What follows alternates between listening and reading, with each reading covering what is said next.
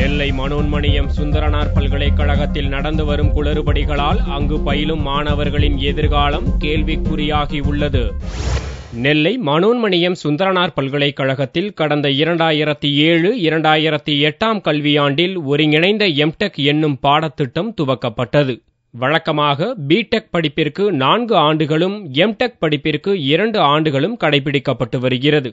ஆனால் ஒருங்கிணைந்த எம்டெக் படிப்பிற்கு 5 ஆண்டுகள்தான் என கூறி மாணவர்கள் சேர்க்கப்பட்டனர். 2007 ஆண்டு சேர்ந்த மாணவர்கள் நடப்பு கல்வியாண்டில் தற்போது இறுதி ஆண்டில் பயில்கின்றனர். இந்த ஆண்டு படிப்பை முடித்துவிட்டு வேலைவாய்ப்பு தேட வேண்டிய நேரத்தில் அவர்களுக்கு புதிய பிரச்சனைகள் தலை தூக்கி உள்ளன. வழக்கமாக பிடெக் போன்ற இன்ஜினியரிங் பாடங்களை பல்கலைக்கழகங்களில் துவங்கும் போது அகில இந்திய தொழில்நுட்ப கவுன்சிலின் அனுமதி பெற வேண்டும். ஆனால் நெல்லை மனோன்மணியம் பல்கலைக்கழகம் அத்தகைய அனுமதி எதையும் பெறவில்லை. மேலும் அந்தந்த ஆண்டு மாணவர்கள் தேர்வு எழுதிய பாடங்களுக்கான மதிப்பெண் சான்றிதழ்கள் பல்கலைக்கழகத்தின் முத்திரையுடன் தேர்வாணையர் கையெழுத்துடன் வழங்கப்படும்.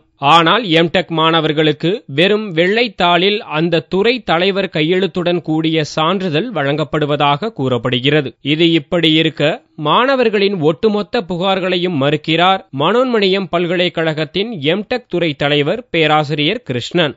சுந்தரனார் யூனிவர்சிட்டியில் ஆஃபர் பண்ற MTech integrated programme BTech followed by MTech அப்படி 2 டிகிரியும் கொடுக்குற மாதிரி ப்ராப்பரா ஸ்டாண்டிங் கமிட்டி சிண்டிகேட் எல்லா பாடிஸ்லையும் அப்ரூவல் வாங்கி சரியாகத்தான் செய்திருக்கிறாங்க. அதனால மாணவர்களுக்கு இது சம்பந்தமா எந்த விதமான பிரச்சனைக்கும் இடமில்லை. அவங்களுக்கு சர்டிபிகேட்ஸ் எல்லாம் இஷ்யூ பண்றது ப்ராப்பரா இன் டைம் பண்ணிடுறதுக்கான எல்லா நடவடிக்கைகளும் பல்கலைக்கழகம் எடுத்திருக்கு. எல்லாமே சரியாகத்தான் இருக்குது. எந்த விதமான பிரச்சனையும் இல்லை. மாணவர்களுக்கு உடனடியாக சர்டிபிகேட்ஸ் கிடைக்கிறதுக்கான ஏற்பாடுகளை பல்கலைக்கழகம் செய்திருக்குது. நெல்லை மனோன்மணியம் பல்கலைக்கழக குளறுபடியால் அங்கு பயிலும் சுமார் 260 மாணவ மாணவிகள் தங்களின் எதிர்காலம் கேள்விக்குறியாகி மாறியுள்ளதாக வேதனை தெரிவித்தனர்.